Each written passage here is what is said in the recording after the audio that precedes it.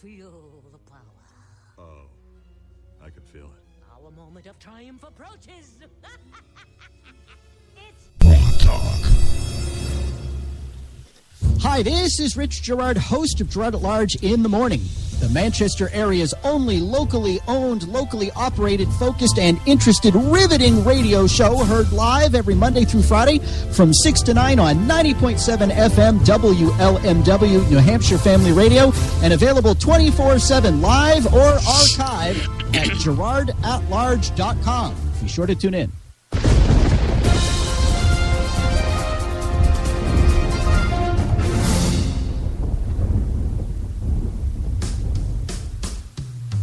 As the first in the nation New Hampshire primary approaches, both Governors Chris Christie and John Kasich have appeared to climb in the polls. But a new WMUR-CNN poll released just this week beats those narratives back into submission. Not only are they back at 6%, if they ever were any higher than 6%, their favorability is in decline and their unfavorability is on the rise. According to WMUR-CNN, Donald Trump continues to top the field in New Hampshire with 34% of likely Republican primary voters. Trump is followed by Cruz at 14%, Rubio at 10%, Bush at 10%, Senator Rand Paul at 6%, Christie and Kasich at 6%, Fiorina at 4%, Carson at 3%, and Huckabee at 1%. And there's nothing all that surprising about those numbers. What was surprising was that one of the questions asked primary voters who regularly read the Union Leader who they support. Trump came in first at 24%, Marco Rubio came in second at 19%, and Governor Bush came in third at 17%. If you'd forgotten, the Union Leader endorsed Governor Christie. New Hampshire House Democrat Catherine Rogers had introduced House Bill 1368, which would require proof of a qualified liability insurance policy before being able to legally purchase or own a firearm. The hearing, which was this week, produced overwhelming opposition. Overwhelming in this context is an understatement. We expect very much that this bill will die in committee and be buried on the floor of the House.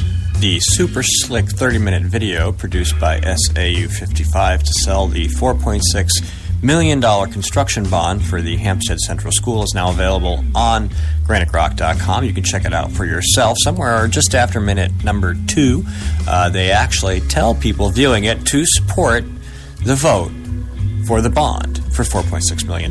This makes this something like electioneering, kind of like an expensive 30-minute piece of political theater that might show up in your mailbox like a big, fat, glossy mailer. Except that it's video, and that it was probably paid for with taxpayer dollars by the Earl of Metzler and SAU 55. We have inquiries out to find out exactly what, if any, laws were broken and who will be held responsible. Don't forget to check out past episodes of GrokTALK every Monday through Friday from 9 to 11 a.m. Eastern Time right here on GraniteGrok.com. You can also listen on Spreaker.com. Podcast episodes are available on iHeartRadio, TuneIn, iTunes, and Stitcher Radio. If you listen to us on The Rock, NHCR.com, you can also listen to past episodes every Monday through Friday from 9 to 11 a.m. Eastern Standard Time. Finally, yesterday was Wilbur Scoville's birthday. Scoville was a pharmacist who invented the Scoville scale for measuring the spiciness or hotness of peppers. Wilbur would have been 151.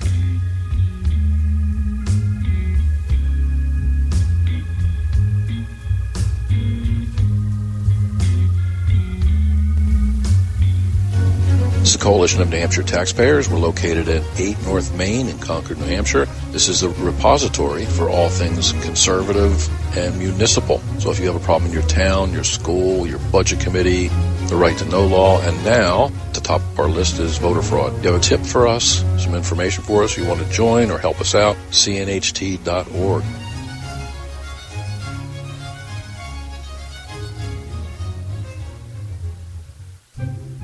The opinions expressed on this program are those of the speakers and not necessarily those of CNHT, GraniteGrok.com, this station, or anyone else for that matter. From the CNHT studios in Concord, New Hampshire, just a few blocks from the New Hampshire State House, this is GrokTALK.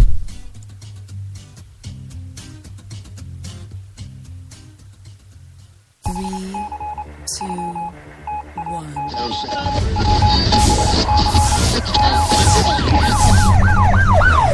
We'd like to welcome you to another edition of GrokTALK, brought to you by New Hampshire's leading conservative blog site, GrokTALK.com. We are your feared extremist, right-wing, hard-charging, gun-toting, opinionated, outspoken, rabble-rousing, letter-writing, radio microphone-stomping conservatives and rational libertarians. So get ready for more news and opinion you could only get from GrokTALK.com. GrokTALk.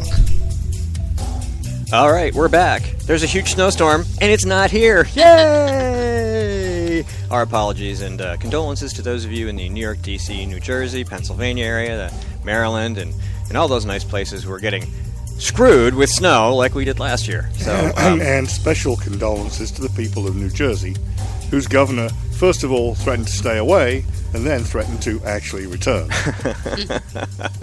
There's a wonderful tweet here. Yesterday's news was that Christie was going to keep on campaigning in New Hampshire over the weekend because he was in touch with all the appropriate people in New Jersey. That didn't go down too well. Wonderful tweet. So Christie's home state is in the bullseye of a blizzard, and he's staying in New Hampshire. Guess we're done criticizing Rubio's work ethic.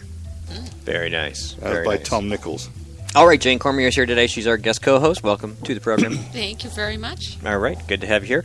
And we do have guests coming on the show at 9:20. David Goethel, New Hampshire fisherman. We're going to talk about the NOAA monitors and how fishermen are being forced to pay for those and the lawsuit that he is part of against the Department of Commerce. Max Abramson's due in, but he's having some problems getting here, so we'll hopefully have him in for a legislative update. If not, we'll do one on our own.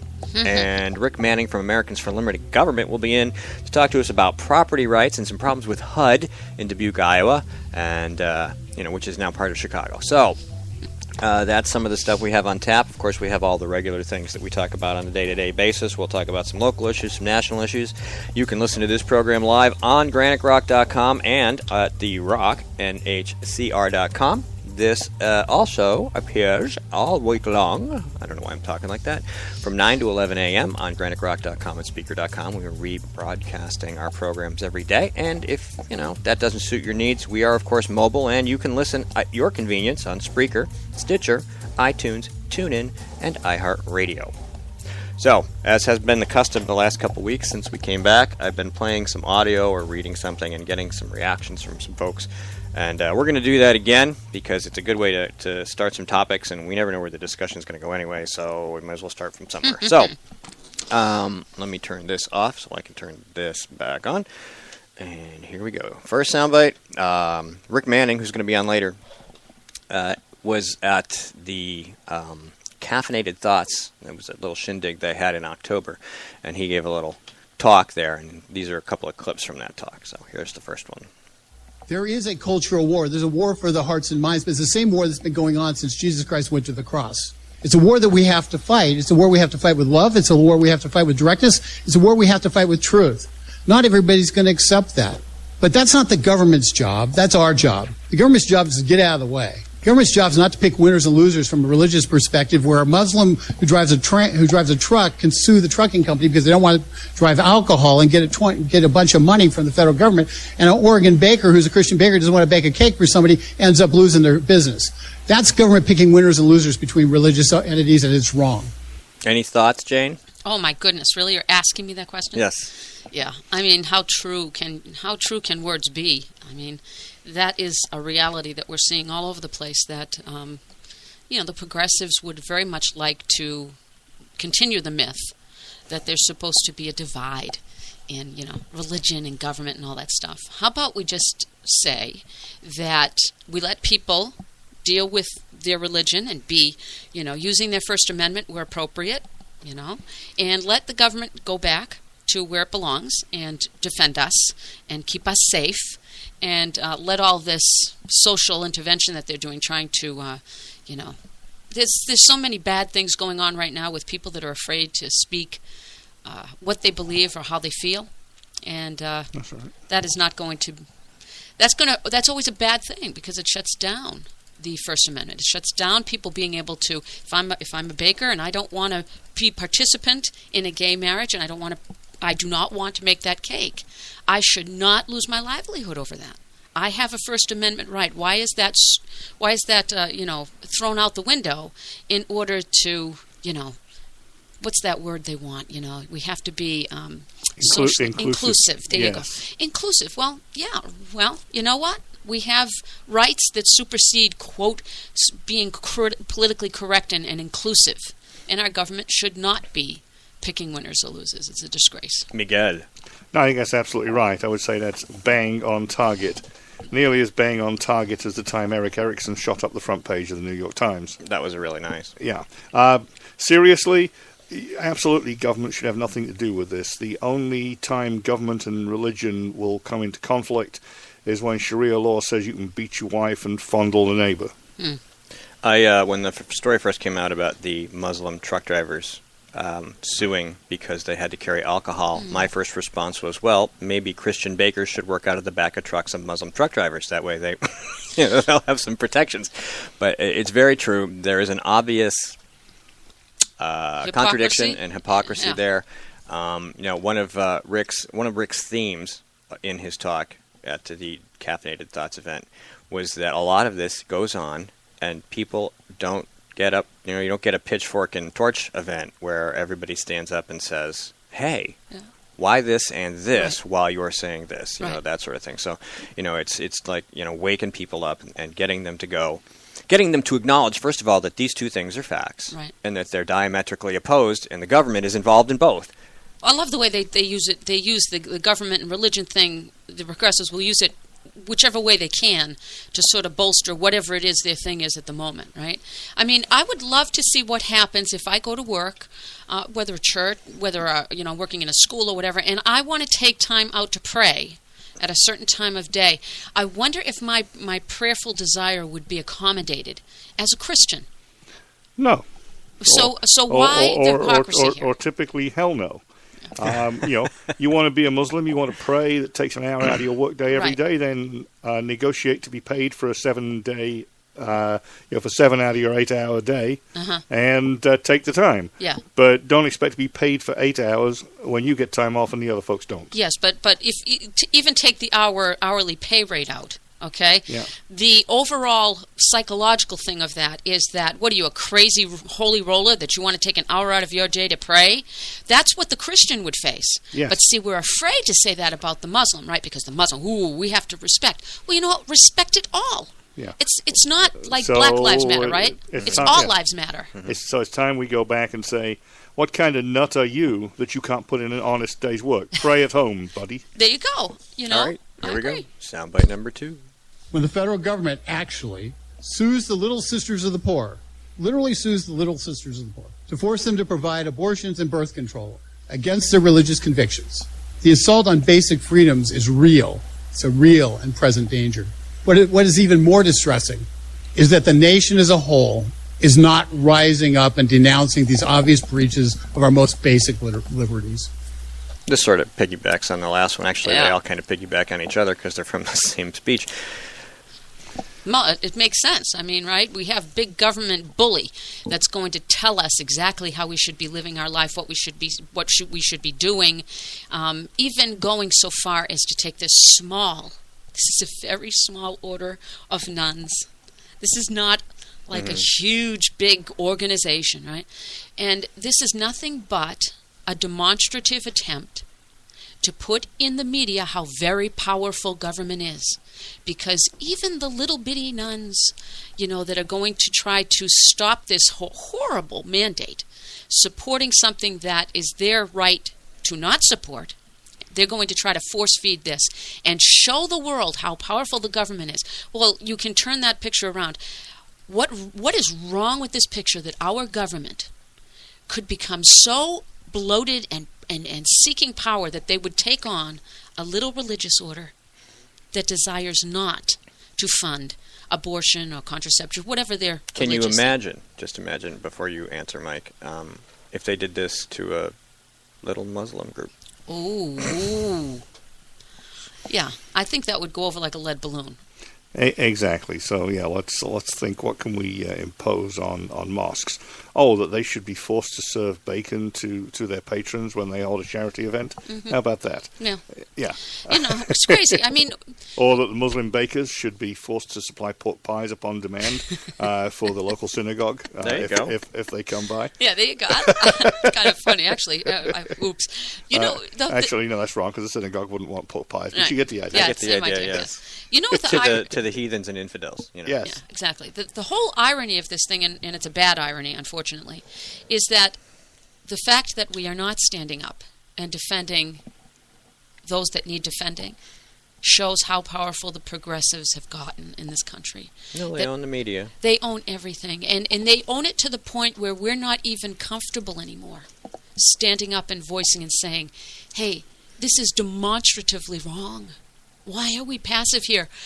We don't have to go out and be raving lunatics, but we should never be silent in face of tyranny like that. It's terrible. It's really just the hypocrisy of it. It's the unbalancedness. I mean, it's not as if they're doing the same thing to everybody. There's no equality. There's no diversity. There's no, it's just all screwed up. All right, number 3.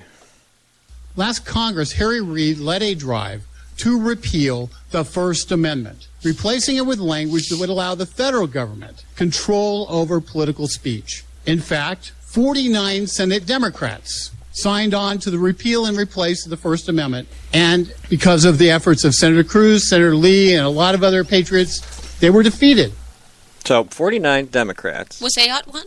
Oh, Ayotte was probably one of those Democrats. Yeah, I wouldn't be surprised. It wouldn't surprise me at all.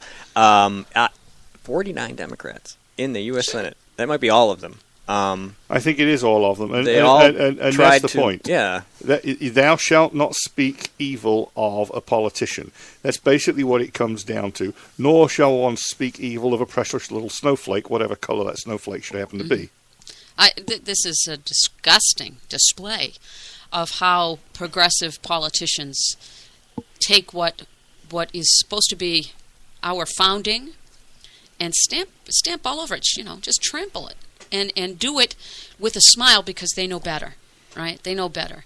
Unfortunately, there are plenty of people in the progressive sector that believe that since we have talk radio and we have a couple of stations that arguably are conservative on cable, that somehow the balance has been shifting, and that because we have the ability to go out and change public opinion that's just so crazy, because we all know that the people that stand right are crazy.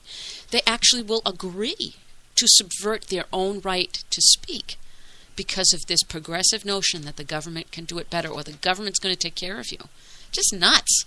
It is pretty scary. I mean, when Obama was running for president, and we talked about the stormtroopers and the thought police and and silencing speech, and of course they've had they had Attack Watch, they had the Truth Squad, and then you have Democrats moving to limit speech, and they always try to say, well, it's money, but it's not. Attack Watch wasn't about money. The Truth Squad wasn't about money. That was about ratting on your neighbors. Yes.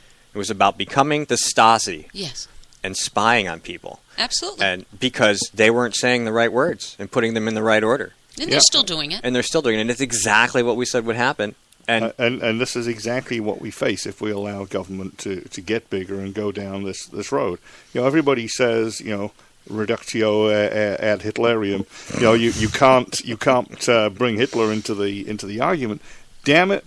Where the government controls everything you own, it is fascism. Mm-hmm. When our government is going down that road, it is in danger of becoming a fascist government. Right. A fascist government is just a particular type of leftism. And it looks like, the crony capitalism or crony socialism, the corporatism, government getting into everything is exactly that. But let's go back to the other piece we were talking about there, about the government trying to impose on you what you should or should not do, or should not believe or speak. Right now, the usual suspects, meaning the spineless ones, are attacking Ted Cruz. I think Huckabee was the leading attacker here, for not being in defense of Christianity and marriage because he'd leave it to the states.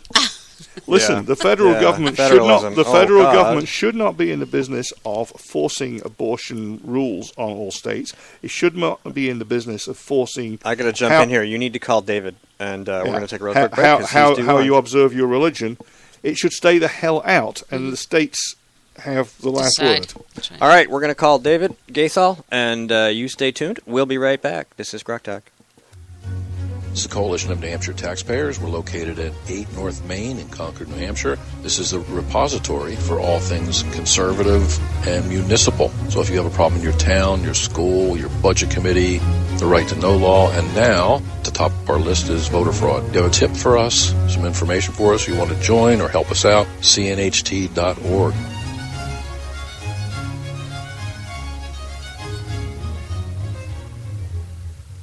Hi, this is Rich Gerard, host of Gerard at Large in the Morning, the Manchester area's only locally owned, locally operated, focused, and interested, riveting radio show, heard live every Monday through Friday from 6 to 9 on 90.7 FM WLMW, New Hampshire Family Radio, and available 24/7 live or archived at GerardAtLarge.com. Be sure to tune in. Need more GrokTALK? Well, you can catch new shows Saturday mornings from 9 to 11 a.m. Eastern Time. Miss a show? Not a problem. Past shows are rebroadcast here daily from 9 to 11 a.m. Monday through Friday. Join us for 2 hours of unapologetic conservatism. And we're not just armed with opinions.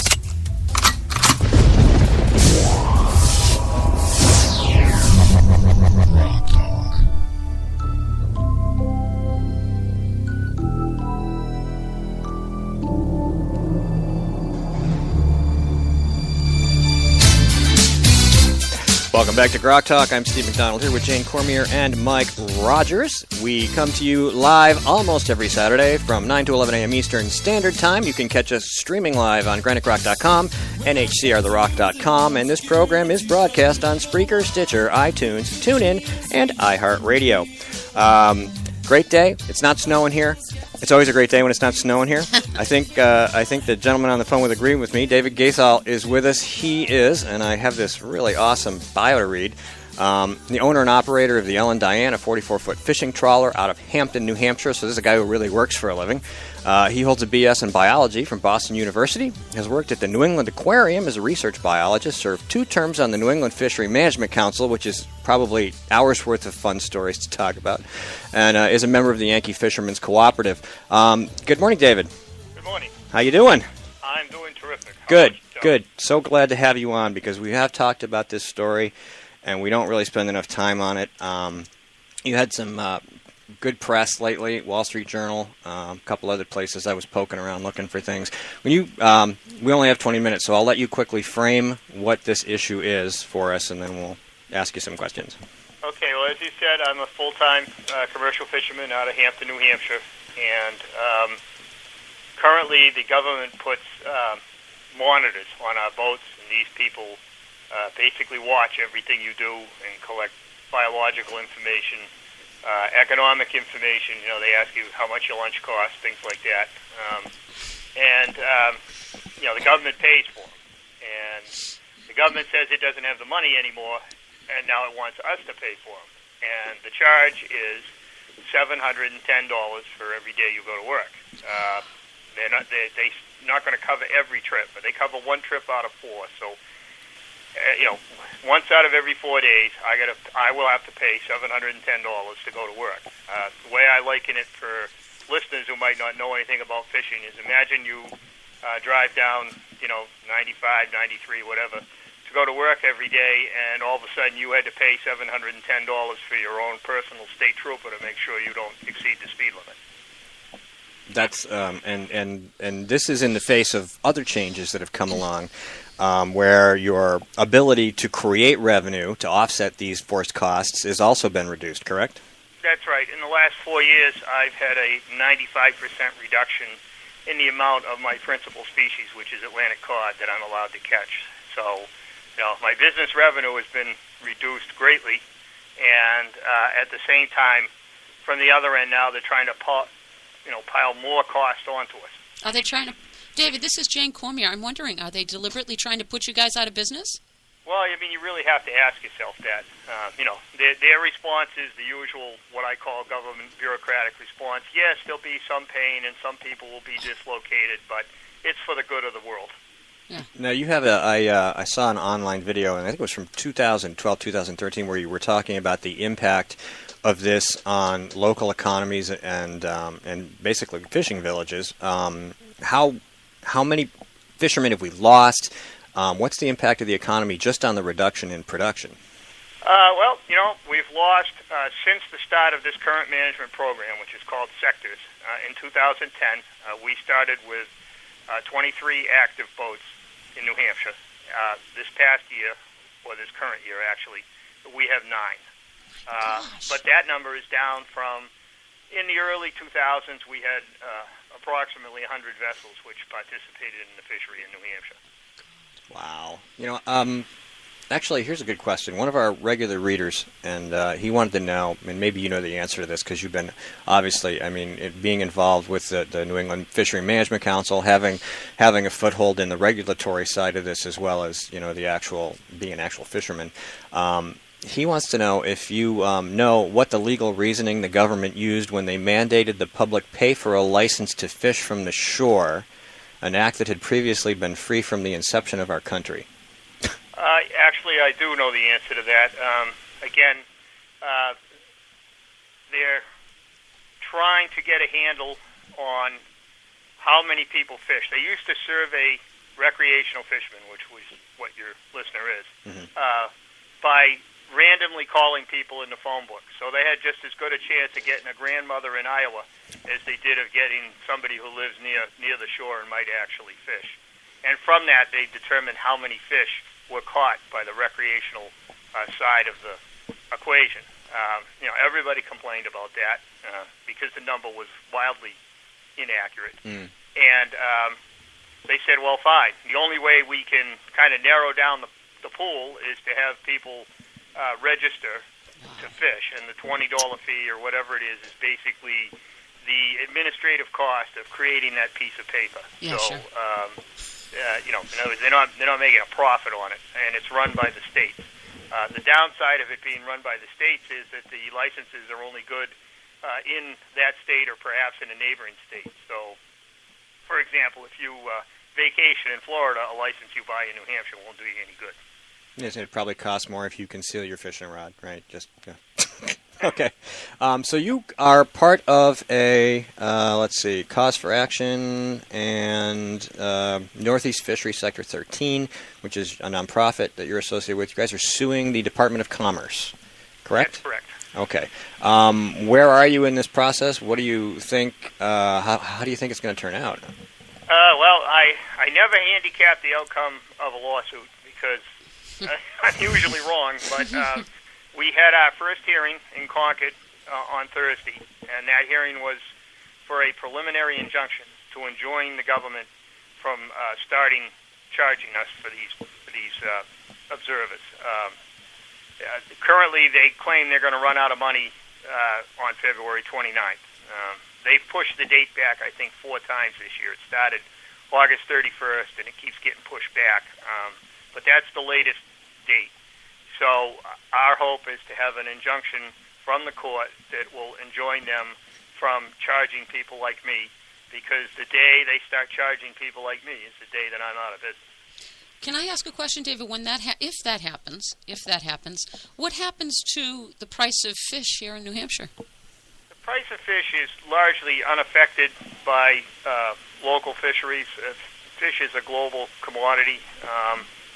That's been one of the great promises of these conservation NGOs is that, if we radically restrict the amount of fish you're allowed to catch in the United States, that prices will go up and you'll make more money catching a lot less fish. And that has not happened at all. It's actually gone the other way. Yeah. Prices for us have gone down because we lose our infrastructure, and when we do bring in some fish, there's nobody to, fillet them and move them to the market. So what will happen if we disappear is there'll just be more 747s arriving from Iceland and Norway and Russia carrying cod. Amazing. Wow. I just lost my train of thought. Oh, okay. I know where I was going. Sorry. I'm pretty sure, and you can tell me, that this is kind of a bipartisan issue. I have heard both Republicans and Democrats at the congressional level in the state of New Hampshire express alarm at this. Are you getting support from both sides of the aisle, and is this going to have any impact, do you think?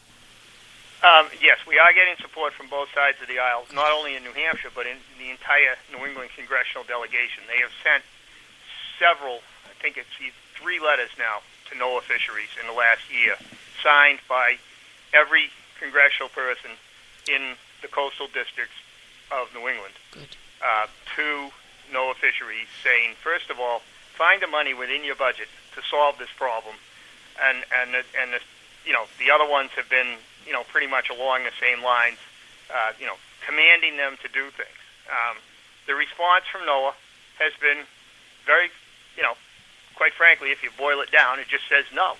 They say our lawyers interpret the law differently, so apparently their lawyers are more important than Congress, and we're not doing what you say. So this is, an agency that, from my perspective, appears to be completely out of control. Totally. So they put the no and Another one?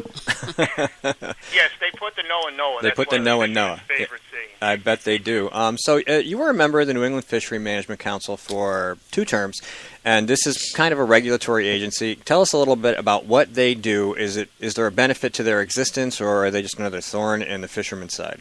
The New England Fisheries Management Council, and there are 8 councils throughout the United States, broken up by region, is an advisory body to NOAA Fisheries. They create policy. NOAA Fisheries can accept it, reject it, or reject a specific portion for a specific legal reason. They cannot modify it because they don't like it. But it's still an advisory body. So it's not a government agency. It's, the people that are on the council are nominated by the governors of their respective states in New England, and then appointed by the Secretary of Commerce. But they're not government employees. They don't get, they get paid to go to the actual meetings, but the checks come from the New England Fisheries Management Council. They don't come from the United States Treasury. That's good to know. Go ahead, Jim. I have a question for you, David. Actually, 2 questions. So did the government tell you how they came up with the $700 plus fee that they're charging you? And do you think that this is part of a bigger picture that they're going to try to hit you for $700, but then, through the process, lowball it, try to get some money, by dropping it and making you feel like, well, at least they're not killing us at $700? Or do you think that they're just trying to knock you out, period? How that number is derived is a great mystery. When I was on the council, and I was actually on it for 3 terms, we tried to get hard and fast numbers on this program for a number of years, and we got ranges. As best we could tell, the total cost of the program is about $1,200 per day. NOAA says they're going to pick up $500 for what they call their administrative side of it. And we're going to pay these for-profit companies. They're not part of the government. These are for-profit companies. We're going to pay them $700 a day. And when we ask, well, what does that $700 buy us? Because I talked to the individual observers on the boat, and most of them get paid between $16 and $20 an hour. That's a long ways from $700. Amazing. And the answer is, well, there's training, there's overhead, there's travel, there's the for-profit part of the profit in these companies, which nobody will disclose what that is. I don't know if it's 5%, 10%, 100%. But it doesn't matter. This is the contract. You have a choice. Sign the contract or don't fish. So to me, there's a very strong element of government coercion here. The government, holds its hands up and goes, "Oh, we're blameless. We don't, you don't have to sign this contract. It's purely voluntary." Well, if somebody tells you can't go to work or you sign the contract, I don't see how that's voluntary. That is what they call a closed shop. That is what the right to work movement's about. It's purely illegal. And what if you decide you want to go fishing without one of these monitors? observers? I can guarantee you the Coast Guard will be there in a matter of seconds. We have, in addition to this, we have what are called a vessel monitoring system on the boat that we pay for, that, again, is run by the government. It's like an ankle bracelet for the boat. Scam. Oh, my gosh. Even though none of us have ever done anything wrong. Is it run off of a GPS? It runs, it is a sealed unit that sends a signal to a satellite. The satellite sends a signal back to NOAA Fisheries Enforcement, and it knows exactly where that boat is 7 days a week, 24 hours a day. My last trip out, I was boarded by the Coast Guard. I watched the cutter come right at me from, on my radar before I could even see the boat. And he came right to me. He pulled up, and he said, "We know you're ground fishing." And I said, "Yeah, I am. I'm registered to ground fish." And I said, wow. "But, what do you know?" He said, "Well, we know because we have the information from your satellite tracking system, and, I have to register before I leave the pier to ground fish. I have to send the government a signal that says I'm going fishing today." And they said, "We have that as well." So, they climbed in their raft, and over they came, and, Coast Guard has warrantless search on the ocean. Lovely. They went through the entire boat, and they had me all the net up. They measured the cod end, measured the fish, So, that's the question, is how much monitoring do we need here? I mean, we're already very heavily monitored. Gosh, Is this, I mean, where's the fire? I mean, usually are there like all kinds of people out like fishing illegally, massively? Is it, I mean... No. No. No, I mean, there's not even anybody left fishing, period. That's true. We had, in the, early 2000s, we had about 800 boats from North Carolina to Maine that fish for things like cod. Currently, there are less than 100. And we have, I bet we have as many Coast Guard boats as we have people fishing for cod. Gosh, in that what a disgrace. We're boarded by the Coast Guard. We're boarded by New Hampshire Fish and Game. We're met at the dock by New Hampshire Fish and Game, by uniformed NOAA agents, by plainclothes NOAA agents. It's almost Orwellian at this point. Think how much we could reduce our taxes if we shut some of these down. What's wrong with a simple fishing license? You arrive back with your load of fish, and the law basically says that you can't offload your fish, or the processor's not allowed to take it if you're fishing illegally. So, in other words, why do we need all this Orwellian monitoring? Why not just a simple thing that says these are the rules for fishing? You have a simple license, and they police the fish at the point the government said so. At the point of offloading, if they need to do it at all. Well, I think there's two things there. Not only did the government say so, but you have in New England a very heavy presence of what we call ENGOs, environmental non-government organizations, and they are absolutely convinced that we're throwing fish over the side dead. We're doing all kinds of heinous things, and of course these people don't fish. These organizations are made up mostly of lawyers. Pete trying to call us. He's early, and they're calling the shots here. They sue the government if the government doesn't do what they want, and judges go along with them a lot of times. Yep. So, it really is a question that people should be asking. I mean, these are nonprofits by nature. A nonprofit is only allowed to educate people on a subject. They're not allowed to lobby for a position, and yet they actively lobby both at the council level, at the NOAA level, at the congressional level on a daily basis, and in violation of their nonprofit status. And they pay no taxes. They're a complete parasite on the system. And maybe hopefully your listeners will start asking presidential candidates, why these people, should maintain this nonprofit status. I have one more question. And why should they take government money to help them along too? Because a lot of these people feed off of government handouts. Yeah, well, when you sue the government, you always sue to recover your attorney's fee. If you're part of one of these organizations and you're a lawyer on full-time retainer, obviously, if you're not suing somebody, you're not earning your retainer. So they're like lawsuit factories. They're like lawsuit mills. They just turn them out on a pretty regular basis. All right, I got one more quick question because we got about a minute left. Has anybody investigated the money trail to these private industries that monitor you?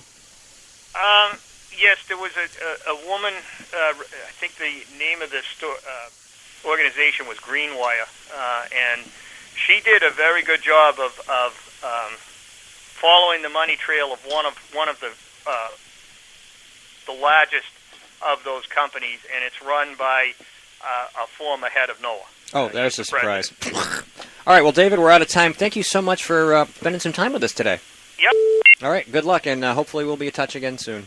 Okay. All righty, thank you, sir. Take care. Thank you. Bye-bye. Yep, bye. All right, you want to grab him? Hang on, let me turn this down so that you can do your thing. We're going to take a break, and we'll be right back as soon as I hit the right buttons. As soon as I hit the right buttons, I said. Hey, Pete. Hi, this is Rich Gerard, host of Gerard at Large in the Morning, the Manchester area's only locally owned, locally operated, focused, and interested riveting radio show, heard live every Monday through Friday from 6 to 9 on 90.7 FM WLMW New Hampshire Family Radio, and available 24/7 live or archived at GerardAtLarge.com. Be sure to tune in. This is a coalition of New Hampshire taxpayers. We're located at 8 North Main in Concord, New Hampshire. This is a repository for all things conservative and municipal. So if you have a problem in your town, your school, your budget committee, the right to know law, and now at the top of our list is voter fraud. You have a tip for us, some information for us, you want to join or help us out, cnht.org.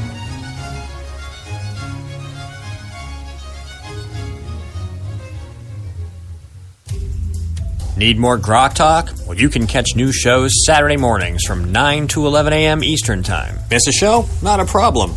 Past shows are rebroadcast here daily from 9 to 11 a.m. Monday through Friday. Join us for 2 hours of unapologetic conservatism. And we're not just armed with opinions.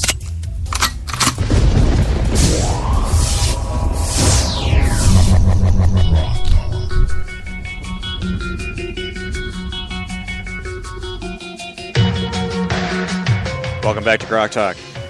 Thanks again to David Goethel, who's got a bull by the horns. Boy, what a tough gig that is. So anyway, we are Grok Talk. I am Steve McDonald here with Mike Rogers, Jane Cormier. Check us out on Spreaker, Stitcher, iTunes, TuneIn, and iHeartRadio, and of course at GraniteGrok.com. Now rebroadcast daily from 9 to 11 a.m. at GraniteGrok.com and Speaker.com and TheRockNHCR.com. Where was I going with this? We have a guest that we weren't expecting, but we're always happy to have on the phone. And I don't even know what we're going to talk about, but Mike does. So, good morning, Pete and Jimmy. How are you, sir? Oh, well, out of the hospital, which is always a good thing, and ready to talk with Grok on Grok Talk. Well, here we are. Let's talk. Mike. Yeah. Hang on. I got to turn your headset up because you were on the phone. Right. Pete, first of all, thanks so much for joining us. I'm glad you made it home, and we'll talk more about that later. I was taken with your column of a couple of days ago that's titled, Dole's Not Afraid of a GOP Loss with Cruz. He's afraid of a GOP win with Cruz. And I think that's the point. Those loody-livered yellow non-Republicans down there in D.C. are scared to death that he'll stop their gravy train stone cold like Superman on the tracks and put them out of their comfortable little jobs.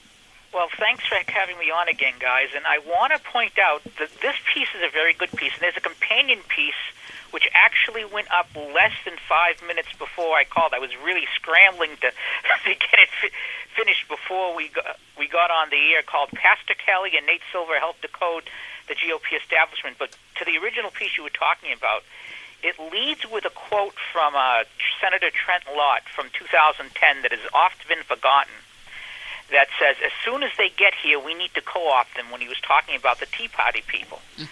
And he said, we don't need any more Jim DeMints.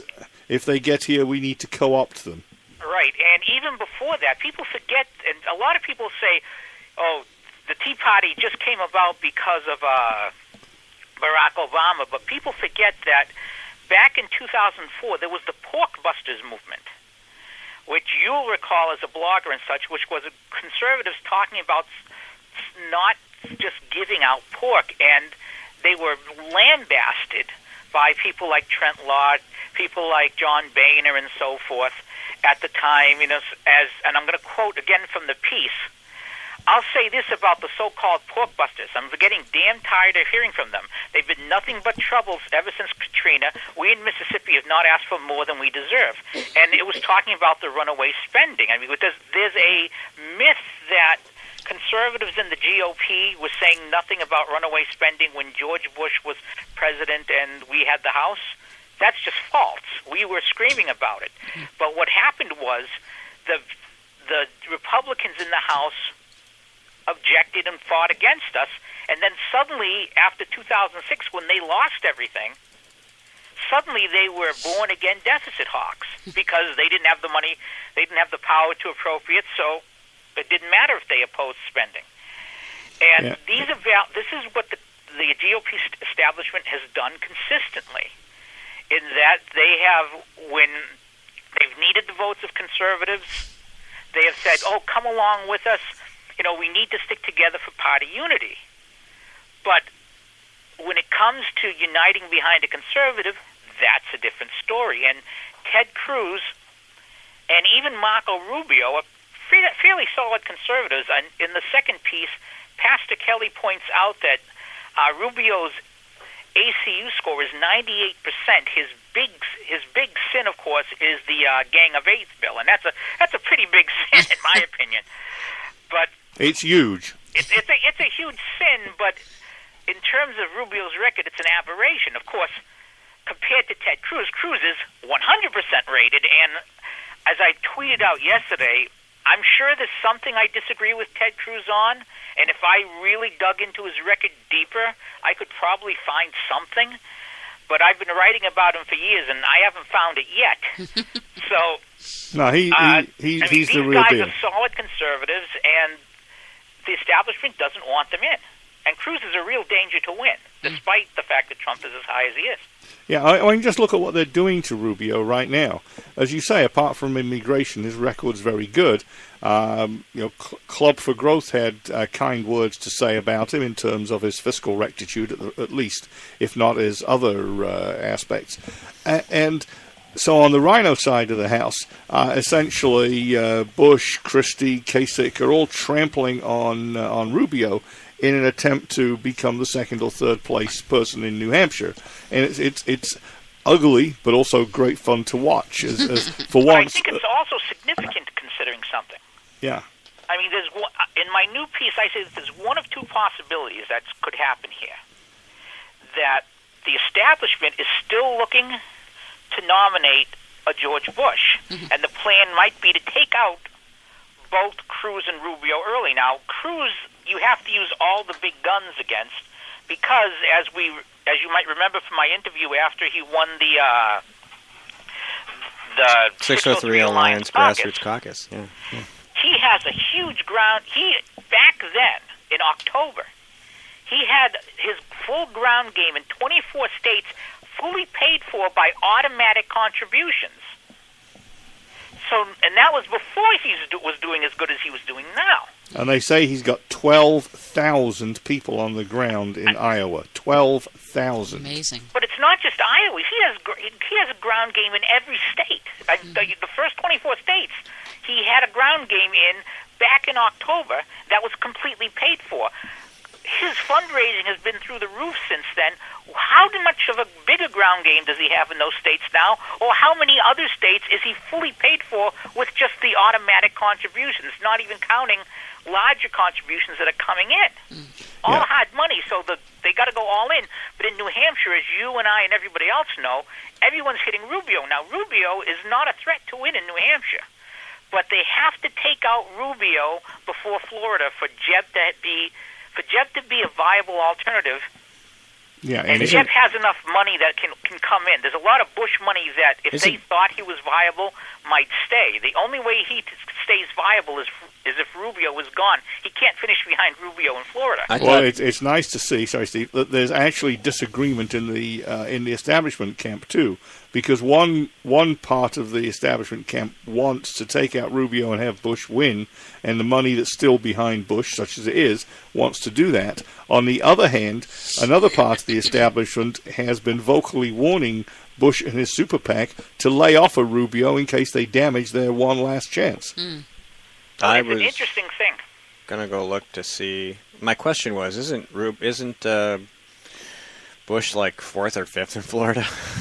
Yeah, he's not even leading his own right state. Now, yeah. And the people ahead of him are Cruz and Rubio.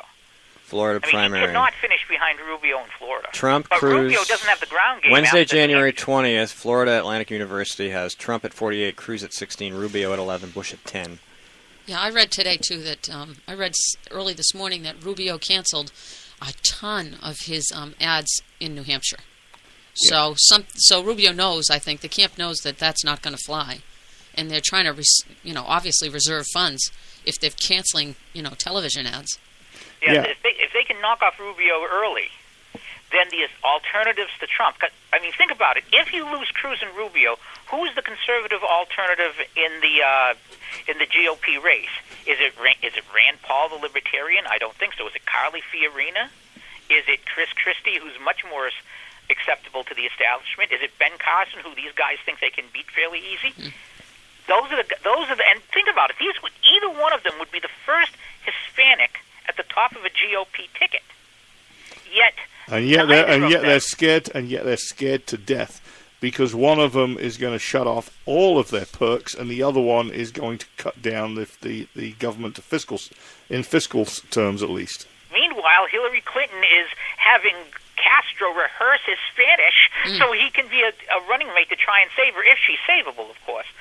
But I think it's the same war in the establishment. Now, in terms of Trump, I think, as I said the very day, actually I should say the day after Trump's initial speech, that anyone who discounts him is making a mistake. There's people that I respect, that we both know, who've been on the Trump bandwagon even before he announced. And I'm a big Palin fan. I'm not going to dump on Palin for endorsing Trump any more than I would dump on if you picked a candidate other than Cruz or anybody else. I mean, I wouldn't expect someone to dump on Glenn Beck because he picks Cruz any more than Palin for picking Trump, because there's a lot of good choices out there. Yeah, I still think Trump's not everything he's saying he is. Oh, I know. The question is he St. Paul? Is he Ella McGantry? Is he, how you had 9/11 conservatives? Is he a Barack Obama conservative? Yes, he is. That's what he is. I mean, it's hope and change, make America great again. That's what it is. And I disagree with you totally about dumping, the quote dumping, and here's why. We all know good conservatives that have fought the battles here in New Hampshire to, serve conservatism. And some of these folk jumped on the Trump bandwagon early, even though they understood that policy-wise this guy was an anathema to conservatism. They are still sticking with them and with him, and I'm hearing again and again and again from these people saying, well, if Cruz wins, we'll support him, right? Because you know what? They know that Ted Cruz is the better candidate, but they got stuck on the Trump bandwagon, and now they can't turn back. But they're gonna do us a big favor after the war has been fought in the primary, right? They're gonna come out and do us a big favor, and they're gonna support Cruz. I think it's big of them, and I'll tell you what, I'm gonna still dump on them because that's our right to do. And once we give that up, we're finished. We don't. The dump thing is a word that people use to silence. We have the right to speak. We don't have necessarily the right to threaten or be, really crass and negative and hurtful. But we do have the right to speak clearly and concisely. We have the right to speak, but I am not, as I don't know that there's an ulterior motive for not going to Cruz over Trump. I mean, I endorsed Cruz September 30th. So I've been on Cruz's bandwagon openly for a while. I don't like to say to a person, well, you're supporting someone under false pretenses. And like I said, it's very possible that Trump is that Barack Obama was Trump's 9/11 in the sense of where conservatism is. But again, this is like he could be St. Paul at the time that he came to the apostle and they're saying, "Are you kidding me?" No, we don't know, but with Cruz we know. Absolutely. Cruz has the record. You're absolutely right, but you see, the thing is I keep saying this on social media because I'm really active out there right now, posting stuff that I feel is supportive of what is a viable, vetted record with Ted Cruz, right? Oh, yeah. And I'm constantly being told, why are you being so negative? Why are you talking against other candidates? Well, you tell me, how do you have a debate with anybody? There seems to be a lot of the attempt to shut down the debate. There it is. That's just foolish. That's right, and that's what I'm talking about. That's not going to help the cause, because when we sit down and we shut up, there is no debate. There is no way to vet these guys. This guy Trump is dangerous. I say it again for all my conservative friends out there that think that they're going to be behind the guy that's going to win. Well, you know what? We didn't want Barack to win, and he won on the same sloppy, hope-and-changey thing. And now we're looking at Trump doing the same thing. This is so wrong. We waited for decades to get a good constitutional conservative to run for this office. Now we have him, and we have folks that will go to the side and say, you know what, but, and they go behind this guy. I think it's atrocious. Oh, I would agree, but I would also say that if Trump is the nominee, I'll vote for him over Clinton without a question, because I know what Hillary Clinton. I know that Hillary Clinton is willing to leave Americans to die in Benghazi. Mm-hmm. There's we have doubts about Trump, and all those doubts are legitimate. And because he has a personal record, and those doubts are legitimate, although he did stand up for the Miss America thing in 2009. Everyone forgot about that. I actually found my post on it that I had completely forgotten from 2009, him defying the media. Everyone was shocked that he had done it. But we know that Hillary will leave Americans to die, and I will not stay home or change something else and put a commander-in-chief and reward a person like that as commander-in-chief. It just cannot be done. Mm-hmm. It would be evil to do that. Mm. But I am completely behind Ted Cruz. But I'm saying that the GOP establishment does not want an actual Tea Partier in there. Mm-hmm. They don't. They lost it over Palin. They lost it over Cruz. Let us not forget, and I'll make this quick, Steve, that all the maneuvering in terms of the primary rules was meant to shut out Cruz, and then they got trumped. They didn't know Trump was coming. It shook the entire thing up. And Cruz is basically like the Frankenstein that got out of the cage. They have brought Trump and Cruz upon themselves, and they left Cruz alone long enough that he is now too strong for them to defeat, and I actually believe that. Mm-hmm. I thoroughly believe that. He's a ground game in every state, just about. And in my opinion, unless Trump wins the nomination delegates outright for the convention, Cruz is going to make it to the convention alive. If Cruz makes it to the convention alive, I wouldn't bet against Cruz. Mm-hmm. No, nor would we bet against Trump picking him as Veep, which would help keep Trump on the straight and narrow. Frankly, if I was Trump, I would promise. If I was Cruz, I would promise to put Trump in charge of building the wall if elected. If I was Trump, I would promise that the first opening in the Supreme Court goes to Ted Cruz. And I'll tell you that if there's one thing I'm worried about with Trump, because I have a gut that it's not going to be as bad as a lot of people think with him, it's the Supreme Court. Yep, got it. And if he put Cruz on the Supreme Court, I'd love it. But I'd love more for Cruz to serve as president and then later be appointed to the Supreme Court, like William Howard Taft did. He would be the second president ever to go to the Supreme Court from the presidency. All right, we're out of time. How do people reach you, sir? They can reach me at the techguyblog.com. I also, by the way, though I'm not on the radio anymore, I have a podcast, and if you subscribe, even if it's as little as $1 a month or whatever you subscribe at, you will get my podcast weekly. I'll be recording it later today and talking about things like this as well. Hey, shoot us a quick link or an update and an email about that so we don't forget. TechGuyBlog.com. All right. Thank you, Pete. Take care. Be well. We'll call you later. All right. Thanks a lot, Pete. All of you, thanks for having me. Yep, we'll see you. All right. That was Pete. We'll be right back with, I forgot.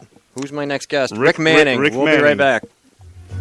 This is a coalition of New Hampshire taxpayers. We're located at 8 North Main in Concord, New Hampshire. This is a repository for all things conservative and municipal. So if you have a problem in your town, your school, your budget committee, the right to know law, and now, at the top of our list is voter fraud. You have a tip for us, some information for us, you want to join or help us out, cnht.org.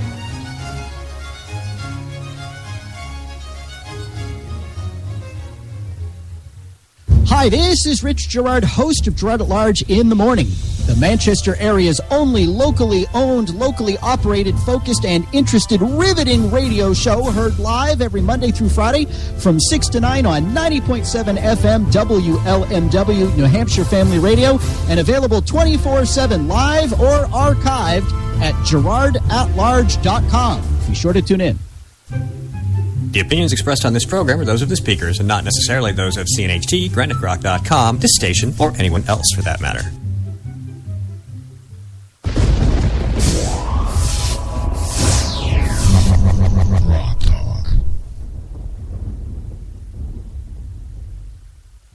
From the CNHT studios in Concord, New Hampshire, just a few blocks from the New Hampshire State House, this is GrokTALK.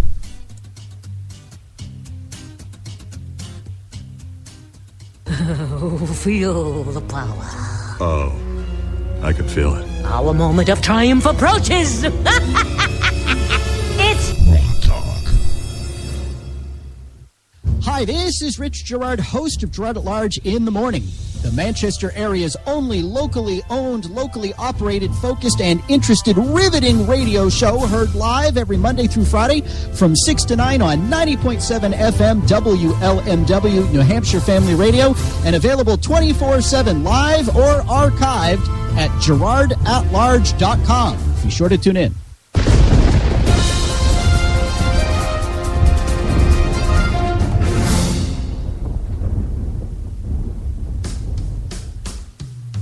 As the first in the nation New Hampshire primary approaches, both Governors Chris Christie and John Kasich have appeared to climb in the polls. But a new WMUR-CNN poll released just this week beats those narratives back into submission. Not only are they back at 6%, if they ever were any higher than 6%, their favorability is in decline and their unfavorability is on the rise. According to WMUR-CNN, Donald Trump continues to top the field in New Hampshire with 34% of likely Republican primary voters. Trump is followed by Cruz at 14%, Rubio at 10%, Bush at 10%, Senator Rand Paul at 6%, Christie and Kasich at 6%, Fiorina at 4%, Carson at 3%, and Huckabee at 1%. And there's nothing all that surprising about those numbers. What was surprising was that one of the questions asked primary voters who regularly read the Union Leader who they support.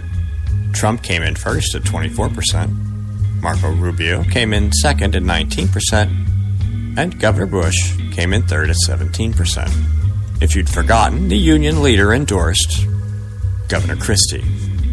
New Hampshire House Democrat Catherine Rogers had introduced House Bill 1368, which would require proof of a qualified liability insurance policy before being able to legally purchase or own a firearm. The hearing, which was this week, produced overwhelming opposition. Overwhelming in this context is an understatement. We expect very much that this bill will die in committee and be buried on the floor of the House. The super slick 30-minute video produced by SAU 55 to sell the $4.6 million construction bond for the Hampstead Central School is now available on GrokTALK.com. You can check it out for yourself. Somewhere just after minute number 2, they actually tell people viewing it to support the vote for the bond for $4.6 million. This makes this something like electioneering, kind of like an expensive 30-minute piece of political theater that might show up in your mailbox like a big, fat, glossy mailer. Except that it's video, that it was probably paid for with taxpayer dollars by the Earl of Metzler and SAU 55. We have inquiries out to find out exactly what, if any, laws were broken and who will be held responsible.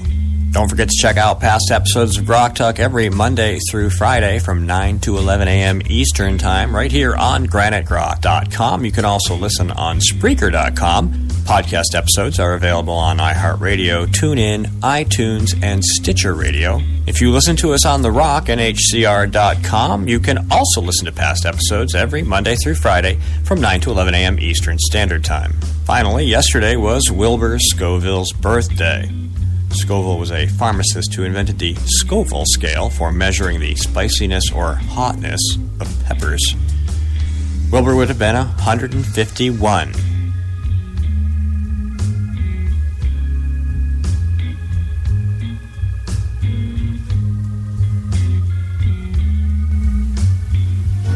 This is a coalition of New Hampshire taxpayers. We're located at 8 North Main in Concord, New Hampshire. This is a repository for all things conservative and municipal. So if you have a problem in your town, your school, your budget committee, the right to know law, and now, at the top of our list is voter fraud. If you have a tip for us, some information for us, you want to join or help us out, cnht.org.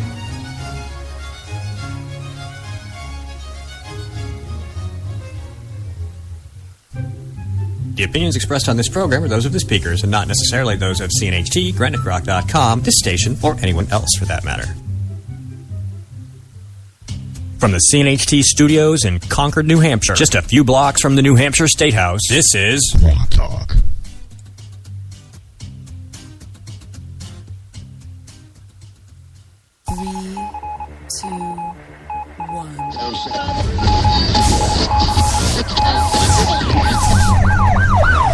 We'd like to welcome you to another edition of GrokTALK, brought to you by New Hampshire's leading conservative blog site, GraniteGrok.com. We are your feared extremist, right-wing, hard-charging, gun-toting, opinionated, outspoken, rabble-rousing, letter-writing, radio microphone-stomping conservatives and rational libertarians. So get ready for more news and opinion you could only get from GraniteGrok.com. GrokTALk. GrokTALK is brought to you by the Coalition of New Hampshire Taxpayers and the bloggers at GraniteGrok.com, coming to you live almost every Saturday from 9 to 11 Eastern Time. And as you heard in the news read, of course, we are now available every day of the week from 9 to 11 at GraniteGrok.com, Spreaker.com, and NHCRTheRock.com. So no excuses for missing this or past programs. Lots of opportunity to listen to guests like our next one, President for Americans for Limited Government, and a longtime public affairs. I'm going to start over. I'm just I got a little blah.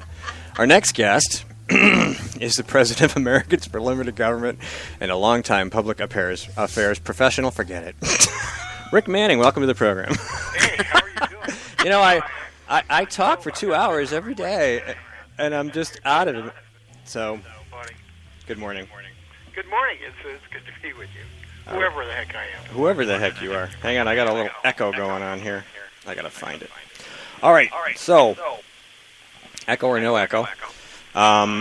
We're, I believe, talking about what did I just call it? The HUD Midwest Hustle. Apparently something very interesting is going on with Chicago and Dubuque, and it involves seizing property. Yeah, it's what HUD's doing, and they've done it in Westchester County, New York, and now they're more distressing is they're now doing it in Dubuque, Iowa. And here's what they did. It's very simple. They declared Dubuque, Iowa as being part of the Chicago region. Now, those of you who are familiar with maps know that Dubuque is in Iowa, not in Chicago. Dubuque is 200 miles from Chicago. But Dubuque had something that the Chicago residents wanted.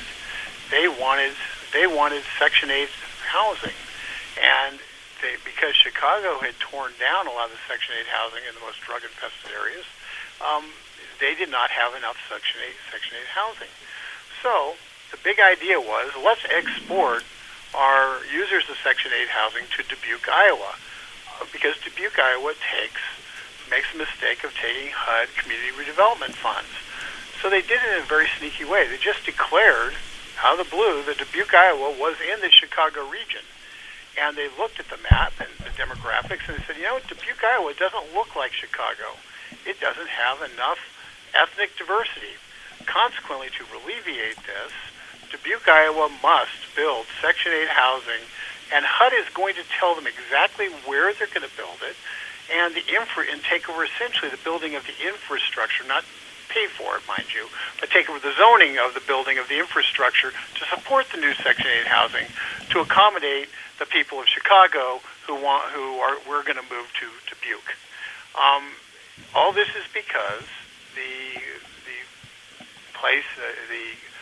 Obama administration has a theory that they are promoting where they are hoping to move people from low-income housing areas to places that don't have a lot of low-income housing, or at least they don't have a disproportionate amount of low-income housing, in an attempt to, their idea is the people's lives will be better because they're living in Dubuque rather than living in Chicago. Yeah. And they don't really care what the people of Dubuque think. They don't care what the people of Iowa think. They don't care whether these people are employable in the local economy. And they don't care if these people are employable in the local economy, correct. Now, the interesting part about this, beyond the obvious destruction of state and local government, which this accomplishes, is that they did a 15-year study prior to doing all this stuff and passing a regulation called the American, it's a Fair and Affordable Housing Act or something like that. But they passed a regulation that allows this to occur. But before that, they did a 15-year study to see if it would work by bringing people into environments where they weren't familiar and plopping them in. Would they succeed better than they did before? Ironically, the only thing that people who were put through this actually did better on is they had lower incidence of diabetes. Everything else, they were the same crime rate, the same number of people of joblessness, the same amount of people on welfare, the same, virtually every other metric, every metric that you would think might be impacted in terms of better economic quality of life, failed. But they do have lower rates of diabetes, I guess. Well, great. That'll cost us just a little bit less, but But hang on there. So you're bringing in people that don't work, that take government money, that commit crimes, and that their own quality of life is not improved significantly, but you're going to do it anyway. And on top of that, you're bringing in people that don't add anything to the local tax base, that are in housing that's subsidized, probably by the local tax base, and using infrastructure that the local tax base has paid for. So in other words, the locals pay more for everything, and the new residents basically don't contribute much. That's absolutely correct. Essentially what HUD's doing from a federal government level is they're saying, we gave you community redevelopment grants, and now we're going to tell you how to use them. And we're going to take over not only your zoning, but where you put Section 8 housing, but we're also going to take over where you need to build infrastructure, what kind of infrastructure you need to build. Every aspect of local government is a normal function of what a city official or county official does gets taken over under this, because it's all built around accommodating this radical theory that they have of moving populations. And get this, being in New Hampshire, I'm sure you're aware that 200-mile radius puts you in the Boston, into Boston, and you become essentially a suburb of Boston, which many people in New Hampshire feel that you're becoming anyway. But but for all intents and purposes, from a federal government perspective, since state lines don't matter and city lines don't matter and county lines don't matter, all of New Hampshire can effectively be if Concord took community redevelopment grants, they could come in and say, okay, well, you've got to take this problem from Boston, and we're transplanting it to Concord, and you don't have anything you can say about it, and we're going to take over all your local zoning functions. Skip? Yeah, hi, Rick. This is Skip Murphy, and thanks for coming on the show. We've been writing about this for quite some time. We've got the same problem written small, called Granite State Futures, where basically one of the 9 regional planning commissions takes HUD money, and then we've stopped them several times in trying to federalize the local zoning laws. This is really an audacious example of what you're talking about in Dubuque, of administrative law gone crazy. And the problem I have is Julian Castro, who is the head of HUD right now in D.C., is also being rumored as a possible VP for the Hildebeest as she campaigns around. If she does get elected, can we basically say that state and local governments are toast? I think if any Democrat gets elected, state and government is toast, state and local government is toast. I don't think it's restricted to Hillary, who may or may not survive the legal process. The bottom line is this is a radical theory that's designed to destroy local communities and to encapsulate them within the larger big city matrix. And it has nothing to do with really helping people, and everything to do with whether or not the federal government can control every aspect of our lives. And it's dangerous, and I think anybody who looks at Bernie Sanders can't exactly say, well, gee, if Bernie got elected, we'll be saved from this. The one thing that's happened is the good news on this. Let me give you some good news. The House has twice, in the last 2 years, passed a defund of the HUD's ability to implement this regulation. And each time it has not survived the omnibus process in terms of getting into the final bill.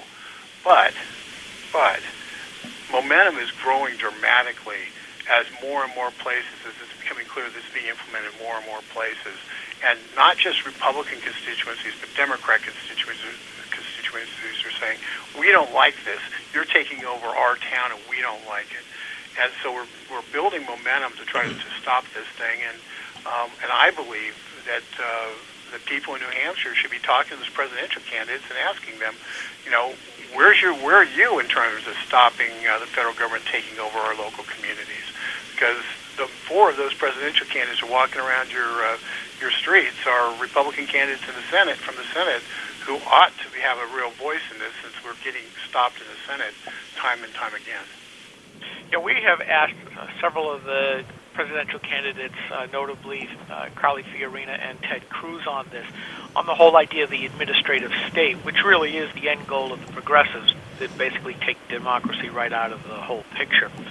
Do you agree with this, that what we're seeing is the height of the Alinsky haves to have-nots, as well as critical race theory, and that it really boils down to the reason why this is happening is because those that see racism behind every single tree blame whites for leaving the inner city and taking their tax money with them, and this is basically retribution against the haves, to be able to say, well, as long as you took your tax money away from those that need it, so you're being selfish to boot, we're going to turn the tables on you.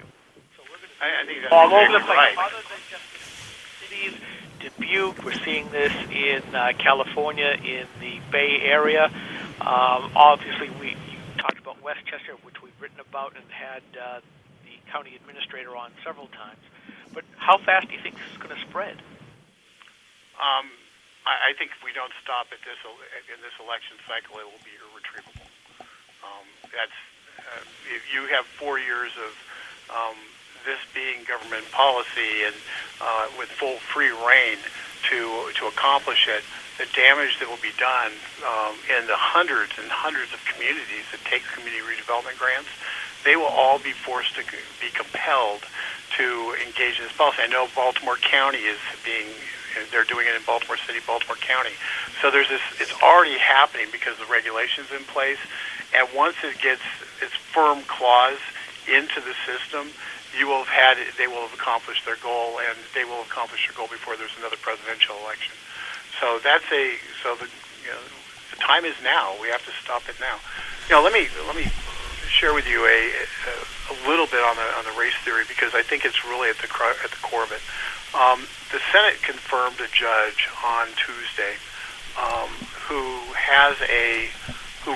wrote in the UCLA Law Review that people who want to get out of low-income housing, slums in the inner city, have as much right to the property in the suburbs as the people who purchased it, and that the purchase of property is effectively racist at its core. So, this is just confirmed as a federal judge in Minnesota, a very qualified woman who's checked all the boxes, and ABA said she was extremely well qualified to be a federal judge. we just put this person on the bench for life. She's an up-and-comer who is preaching that private property itself is racist, and that people who live in Boston have an absolute right to come to Concord and take whatever they need to take, and government should be the force to do that. So, when you look at it, there's not relief in the courts because Obama's stacking the bench with these kind of thinkers. And once you lose the right of contract, the right of property, you have your last bit of freedom is gone. In fact, that is almost by definition slavery.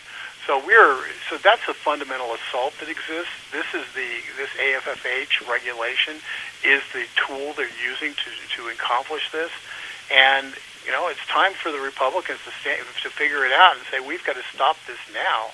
And one of the reasons we keep pushing on it with people like Stanley Kurtz and others, who's written a lot of great stuff about it, is that we see this as a fundamental assault on our basic federalist form of government and our core freedoms, and people don't even realize that it's happening because there's never been a vote on Congress on it affirmatively to do it. They're applying the Fair Housing Act from the 1960s and expanding it to apply this legal theory.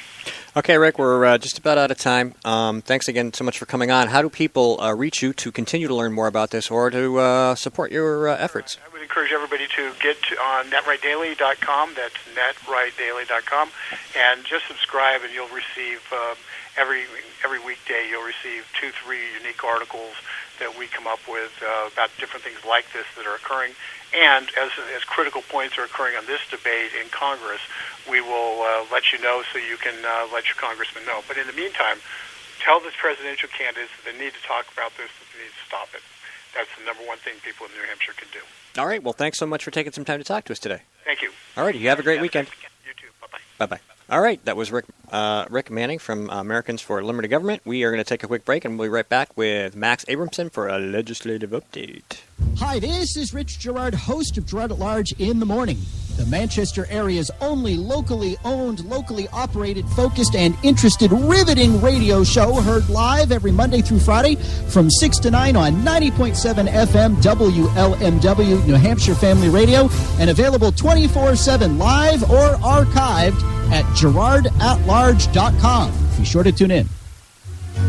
This is a coalition of New Hampshire taxpayers. We're located at 8 North Main in Concord, New Hampshire. This is a repository for all things conservative and municipal. So if you have a problem in your town, your school, your budget committee, the right to know law, and now the top of our list is voter fraud. If you have a tip for us, some information for us, you want to join or help us out, cnht.org.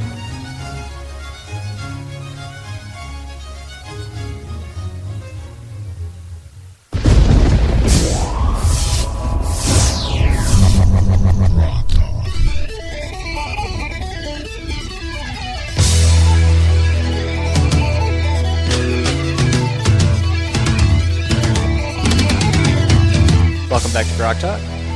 Find the right volume button. And Skip's still with us on the line? He is. It's off right now, though, because if I talk and he talks, we get air. So we're going to leave him on the line. We're going to bring him in a second.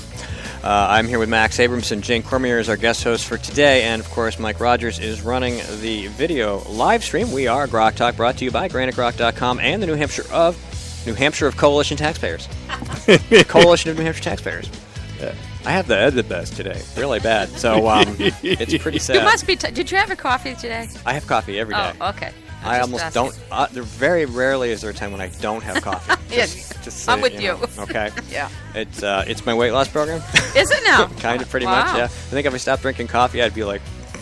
Yeah. Because I'd be drinking something else, probably had more calories. Although my coffee has a lot of calories in it. So anyway, let's. We haven't had an opportunity to talk much about, and I am as guilty as anybody about local legislation. The legislature's been in session since the beginning of the month.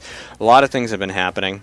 We've mentioned a few things, of course, like Ms. Rogers' insurance on your gun bill, and there's of course a lot of other things to talk about. But Max is here. We've managed to get through all our scheduling hurdles and parking problems, and he's managed to get to the studio to talk to us about some legislation. Now, I attended that hearing. Part of the reason I went up on Thursday was to attend that hearing. I wanted to speak against that bill. But I went in, and and it was standing room only in the Commerce Committee. Representative Rogers, who, of course, is an individual with her very, very strong opinions. Just watching Trying to think of choose the right words. Sorry. Very strong opinions and very strong hair coloring in her hair. It's usually blue now? red. It's blue now, but it's usually blue on one side or purple on one side. Fashion victim? Fashion victim? Yeah, she might be. Be Anyway. nice, gentlemen. So Be anyway, nice. we go in. She's talking for 35 or 40 minutes, and it's this droning. Sorry. Men go to She quick is- change the oil in their cars. Ladies go to, well, some go to quick change the color of their hair. She's going through her points over and over and over again, as though making gun owners buy liability insurance is going to do anything. The problem is there's no state in the country where they make you buy liability insurance. Second, the room's full of gun owners. Commerce Committee, as far as I know, has never been overwhelmed with gun owners before. They had not one blue sheet, but 2 blue sheets. I added my name to the blue sheet. Every single person signing onto the blue sheet has said, no, this is terrible, this is a terrible idea. They've all checked the no box. There's a stack of pink cards about an inch thick. Those are people who want to speak, and they were all against. And it seemed overwhelming that there was absolute opposition. Of course, no company sells liability insurance for gun owners. It's called a stupid bill, you know? It's a gun ban bill, and I wrote about it on GrokTALK, and I explained all the things that were wrong with it, including the fact that we would lose all our hunting tourism because nobody with a gun could come into the state without liability insurance because nobody else offers it. Stupid, It's huh? just a dumb bill. But we don't want to linger on the dumb bill for too long. And, well, she has 'Cause another it's so bill dumb. to ban flamethrowers. Oh, yes, And yes, she that does. That is probably the most ridiculed bill in the State House this year. She's got Every a once in a bunch while. of gun bills Yeah. and weapons bills, and But it's like she saw something on TV and then she was inspired to. well, I have quite a few bills in also, but they're always to repeal something like New Hampshire's dumbest law, protect rights, evidence preservation, or something to save taxpayers money on something. So I have quite a few bills in also. New Hampshire's dumbest law, we had a hearing right before this gun insurance bill. New Hampshire's dumbest law was a contest that we ran and received something like 30 or 40 different entries on ridiculous laws. And the one that floated to the top was RSA 207, Section 48. In night, if any person shall carry away or collect for the purpose of carrying away any seaweed or rockweed from the seashore below the high water mark between daylight in the evening and daylight in the morning, he shall be guilty of a violation. So the executive director of Fish and Game came in. He said they didn't really know why, with any certainty, why they did this, but apparently it had something to do with people pulling or cutting rockweed, eelgrass, live seaweed off. He said, they officially they oppose the bill, but he's not going to lose any sleep over it. The reason, the thing that really got people is you have loose seaweed just kind of washed up on the beach. It's not like we're going to run out of this. A million years from now, we're still going to have seaweed coming in from the ocean washing up on the beach. So it sounds like that's going to result in an amendment that just clearly says if you pick up loose seaweed day or night, they don't mind if people pull it up. So that was an interesting hearing, and those sorry, the kid behind this came all the way out from Middleton, which is the complete opposite side of the state. It's about a 2-hour drive. He came out with his father, and he delivered a little short speech. And during the questioning, they asked this kid. They said, "So, do you go collect seaweed on the beach?" And he immediately says, "No, because I have a life." So I left. I amended House Concurrent Resolution 10. I did 2 resolutions last year, and I'm doing 1 resolution this year. And this one is asking the Department of Veterans Affairs and Congress to see whether or not benzodiazepines or opioids are contributing to the high rate of suicides among armed service members and veterans. We're losing about 1 armed service member a day to suicide, and we're losing about 22 veterans a day to people taking their own lives. And so this was one of the main things that motivated me to run for State House in the first place. I did run into a little bit of flack. They're trying to defend benzodiazepines, but what we found is in the private sector there's a tremendous correlation between people being overprescribed these 2 items and taking their own life. For some reason, both for private citizens and veterans, for some reason, people take benzodiazepines and they lose their inhibitions. And I noticed you get the same effect with cocaine, you get the same effect with opium and opioids. Over time, it wears down the inhibition centers in the brain. In the frontal lobe and parietal lobe, we saw a great presentation on this.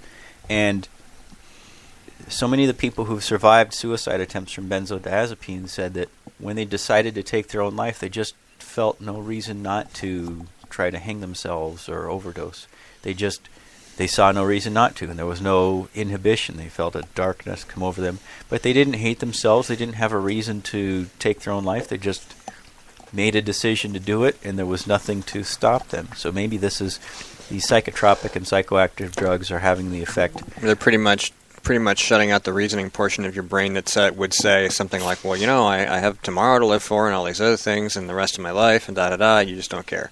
There's no logic. There's no reason. There's no emotion. The emotion shuts down. Skip, you there? Skip's not there. Isn't he? I don't know. He's not talking when I asked him, so we'll keep. I was going to say. Try it again. The line's still there. All right, Skip. You want me to redial him? Nah, we're good. I hate using the phone.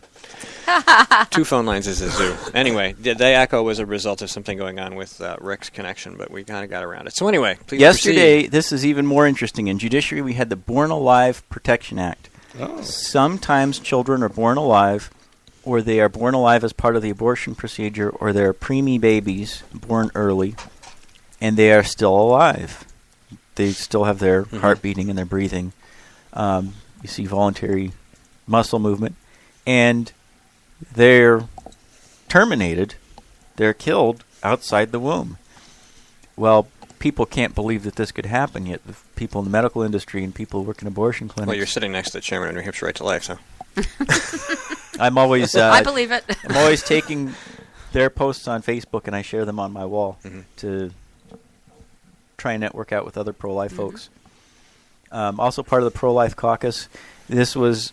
one of our most important bills of the year, I think. It's the most likely to pass.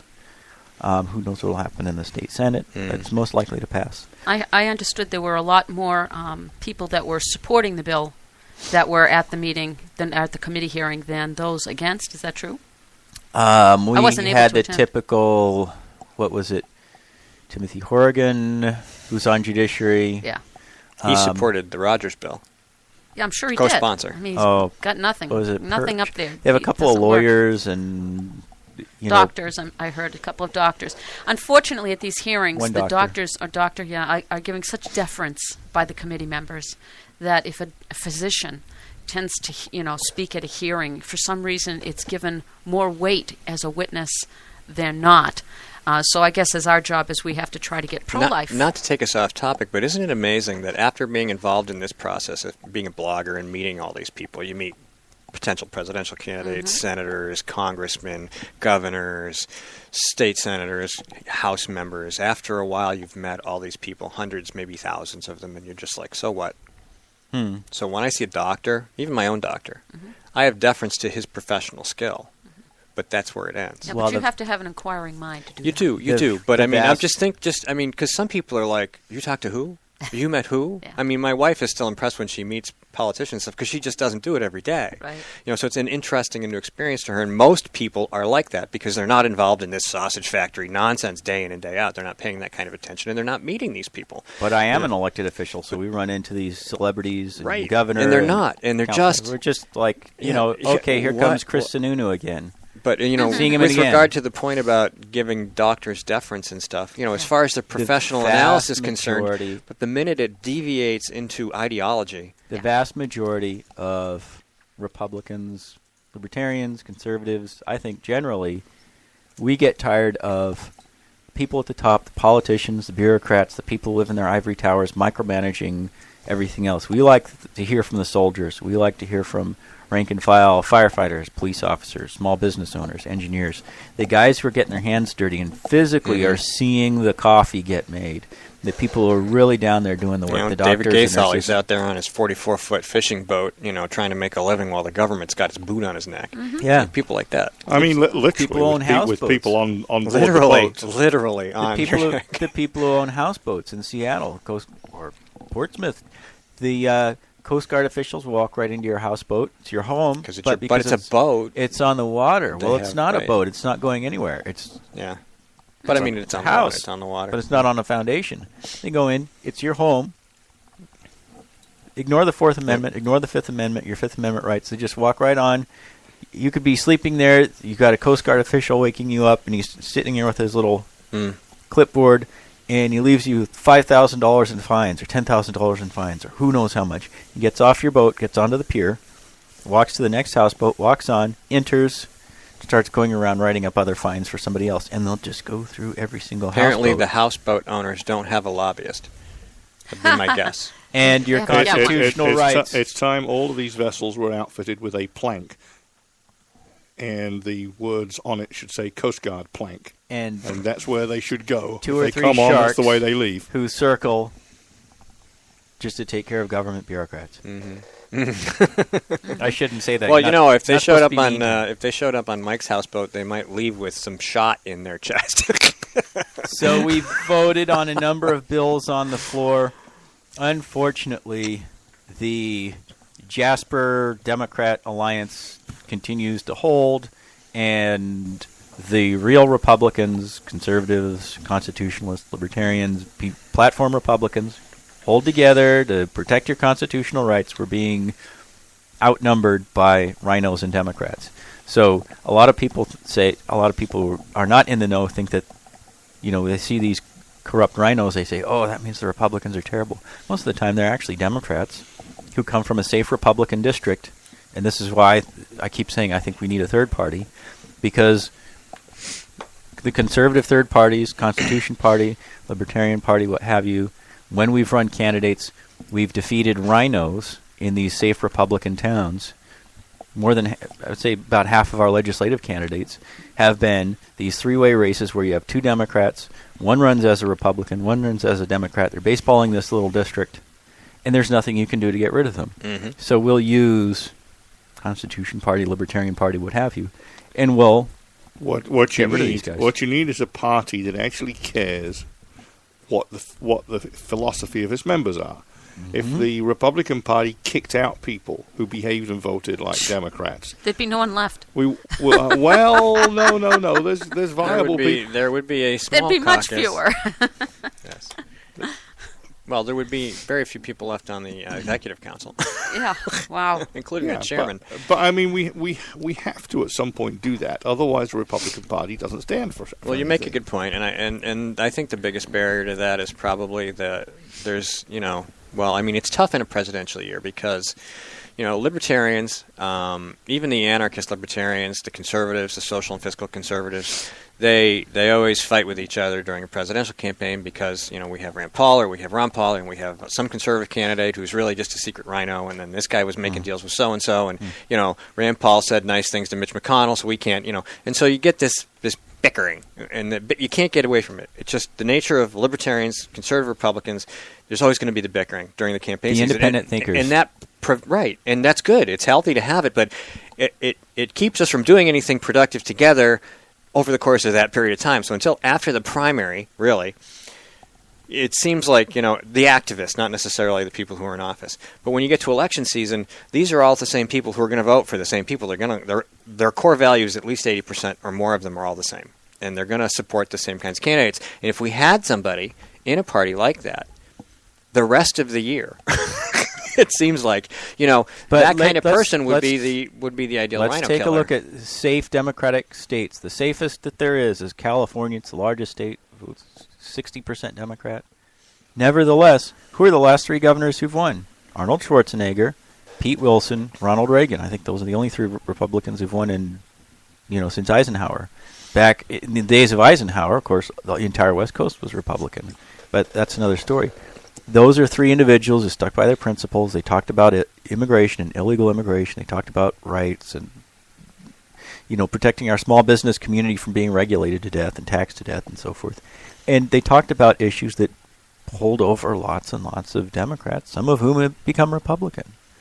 But when you just keep feeding Democratic voters the George Soros agenda, the Democrats who break off, they don't like the George Soros agenda. They don't like the billionaire liberal establishment agenda, because if they like that, they're just voting straight Democrat, and they don't mind being abused by Democrat insiders. They don't care. Or they care, but they're still going to go back to their abusers, just like people who love being abused. Like people in Massachusetts who vote Democrat. Their dad voted Democrat. Their grandfather voted Democrat. Their great-grandfather voted Democrat. Whatever it is, Nevertheless, it just doesn't occur to them. Charlie Baker still won. Boston has managed. Massachusetts has managed to elect Republican governors, but when was the last time they even came close to having any kind of reasonable representation in the legislature? Right. Couple hundred years. But the Libertarian Party a couple of times has come in second, ahead of the Republicans down there. I think Carla Howell won 13% against Ted Kennedy, and the Republican only won 10%. I have a question that's totally not related to what we're saying. You want to save it because we're going to take a break and we can come back. All right, we'll come back after this, and we will talk about whatever it is Jane wants to talk about, which is the way it should be, right?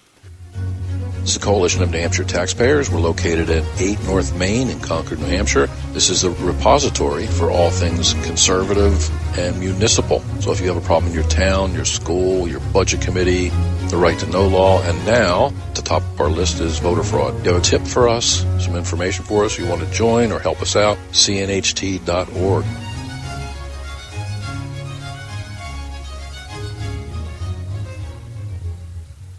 Hi, this is Rich Gerard, host of Gerard at Large in the Morning, the Manchester area's only locally owned, locally operated, focused, and interested, riveting radio show, heard live every Monday through Friday from 6 to 9 on 90.7 FM WLMW, New Hampshire Family Radio, and available 24/7 live or archived at GerardAtLarge.com. Be sure to tune in. Need more GrokTALK? Well, you can catch new shows Saturday mornings from 9 to 11 a.m. Eastern Time. Miss a show? Not a problem. Past shows are rebroadcast here daily from 9 to 11 a.m. Monday through Friday. Join us for 2 hours of unapologetic conservatism. And we're not just armed with opinions.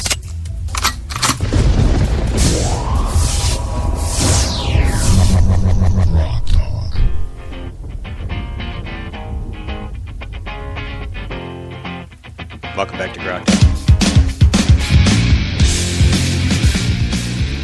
As I move the wrong slider. All right. Max Abramson is to my right. Jane Cormier directly ahead of me. Mike Rogers is to my right when I face this way.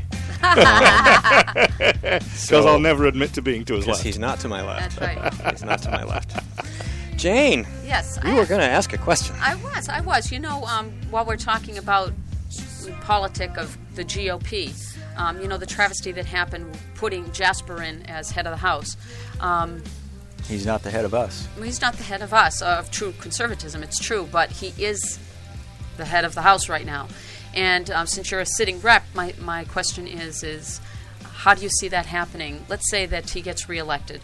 Do you think that there's another term for Jasper in the State House? It seems less and less likely. I think that the House Democratic leadership deliberately put Jasper in for the purpose of dividing House Republicans. They know that he's a bully. They know that he's a divisive figure. They know that he loves making backroom deals. And he's viewed by a lot of people as just another one of these rhinos. He's a Democrat who runs as a Republican. But Republicans put him in. But Republicans had to vote to put him in that seat. So what changes between this session and next session? Now, see, a lot of Republicans and a lot of conservatives say, well, we're going to confine our vote to the primary, the September primary. It's very important to vote in the primary. It's very important to look at libertyballot.com and some of the other websites that help those of us who don't have a lot of time for state and local politics. Libertyballot.com is it's more libertarian leaning, but it's a very good tool to use if you're going to vote in the primary. LibertyBallot.com is probably, you just punch in your town and it punches out your ballot. But a lot of folks just vote in the Republican primary, and then whoever wins the primary, they just show up and vote for that person. I think Jasper has done so much damage to the state to serve his own ego that I would rather vote for a Democrat, if Jasper survives the primary and some of his own cronies survive the primary, I would rather vote Democrat. I would rather replace him with a Democrat than let Jasper get in again. And there were even members talking about there were even members talking about replacing Jasper with a Democratic speaker, because a Democratic speaker, even Steve Shurtleff, wouldn't be doing as much damage to the Republican brand. Well, therein lies the thing. There is no real brand anymore. The Speaker of the House has absolute unaccountable power. Yeah. So when he makes these backroom deals with Hassan and with Shurtleff and Ray Buckley, and you see Shurtleff and Ray Buckley up on the third floor laughing and talking with Jasper, and they're talking about how they're going to screw people who they don't like and how they're going to make these deals. They held up the entire budget to get another $12 million in pay raises for politically well-connected Democrats who are just Hassan's own taxpayer-funded lobbyists, commissioners, agency heads, the drug czar, heads of various agencies whose only job is to go from one committee to the other through the State House and State Senate and push the Democrat Party's agenda, which is not what a lot of Democratic voters think is their agenda. It's just straight more taxes, more spending, more laws, more lawsuits, more regulations, more control, more of the same George Soros agenda on everything. And that's, your tax dollars are going to lobby for the George Soros agenda at your expense. And that's all these agency heads are doing. They're lobbying in the State House. How do we make sure that he doesn't sit there again, though? Yeah, we have to vote out Jasper. Yeah, this circular arrangement here where the government pays these agency heads who go out and lobby to get more money, to fund more government, to pay, to make the whole thing more powerful, round and round and round. I work more so I can make more money, so I can take more cocaine, so I can work more, so I can make more money, so I can take more cocaine, so I can work more.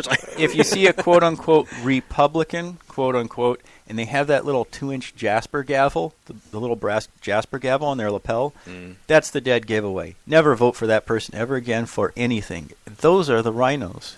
A lot of them are just flat-out Democrats. And what is the official stated purpose of the Jasper gavel? Is that like a committee membership? Yeah, well, it's to show their undying support for His Majesty.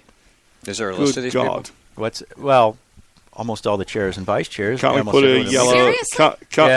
Can't we put, is it the yellow mark on their clothing or something? And, well, they're already putting the little brass Jasper gavel on their lapel. They're wearing it in the same spot over their heart. We need to have a list. People need to How start. do we find out? Can you get all the conservatives and the liberty people to take pictures or selfies or something? Say, hey, can I take a picture with you? That would be really And then helpful. just send it to us, and then we'll crop them out, and we'll see these are the people, and we'll have a rogues gallery of these. Well, folks. obviously Kidder, Bob Rowe, John Thole, Hinch, Flanagan. We know who the rhinos are. We know, but we want to tell people in their districts who they are. It's interesting. If you're a Republican, if you're a New Hampshire Republican, and that's all you're concerned about, look at the voting scores. Go to nhhra.org. Yeah, but they don't all show that. What about Laura Jones, who was a pretty liberty-minded gal and supported Sean Jasper? Wow. Yes. So it is true that most of them will show in the voting record, but not all. Because there aren't enough rhinos to go around, something like 50 or 60 leadership positions. So he's pulled people in, representatives in, like Claire Roulard, Tammy Simmons, and right. those are pretty good, honest, ethical, principled people. Jasper doesn't like those people around, so he's thrown something like 4 different women either off committee or off leadership position. Laura Sanborn was pulled off the finance committee because she wouldn't support the 8-cent per gallon gas tax. It had no chance of passing on the floor. The Democrats, Jasper and his buddies, wanted to push this through, but even the rhinos, they know if they pass an 8-cent per gallon gas tax increase, they're going to be gone. They're going to be voted out by the Republicans, at least by the taxpayers, folks. Well, that's a tough row to hoe, because you have these people who are normally considered to be pretty respectable, either libertarian or conservative candidates, and they throw in with, the devil, basically. And you have to, they can say, well, they could give you I wanted to get inside and see if I could make a difference. They say, but that's the seat at the table argument. Yeah, I know. And I don't. But the last couple of weeks, we've seen that Jasper has even become more and more abusive towards Democratic members of the House, whether they're injured, disabled. He's just trying to get some of the work done of the House, just trying to get things accomplished. that have nothing to do with what gets passed through on the floor, but just basic things like seating assignments and parking assignments and people who are injured and need to, are walking with a walker, and he's being disconsiderate of them. He's become so arrogant. He's become like the Emperor Commodus. He always was. And he's going against the chairs. We had there's someone named. Wait a minute. This is the guy who is supposed to help everybody get along. Yeah, right. So even the chairs, even the people, even the Jasper gavel wearers are starting to say, well, they have a staffer who comes around when they have the meeting of the chairs. All the Jaspercrats are together in a little, 40 or 50 members in the leadership team. They have Dick Hinch sends he either goes out himself or he sends a staffer out to sign all the blue sheets to say this is what we're hearing. This is the result he wants out of committee. Hinch, of course, is another one of the rhinos, and he's a Jasper Hinchman. He's also one of my state reps, by the way. Oh man, get rid of that guy. Well, he's on the hook now because the minute he became part of leadership, he was always kind of a wave guy. He was probably an 80-20 guy.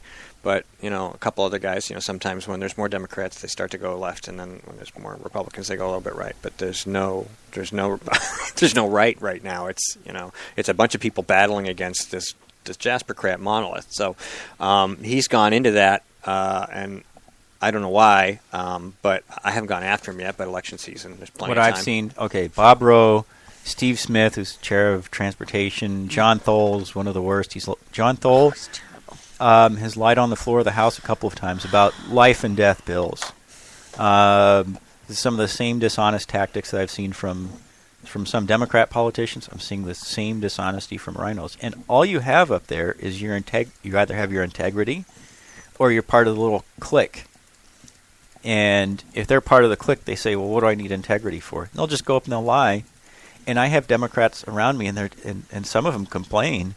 When we get a division vote, they'll vote independently. When it's a roll call, they have to do what Steve Shurtleff does. Steve Shurtleff stands up on a roll call and puts his thumb up. Every single Democrat, 160 of them in the House, every single one has to vote yes or they get thrown out. Every single one has to vote. When Steve Shurtleff stands up, House Democratic leader, and puts his thumb down, every single Democrat has to vote no. Very power, isn't it? A lot of power in that. Yeah, this is something that in the British parties is called the withdrawal of the whip.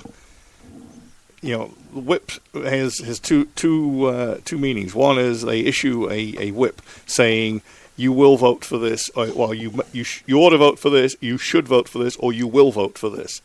But the other side of the coin, the withdrawal of the whip. If you are no longer submitted to the whip, you're effectively not a member of the party. You won't get any support.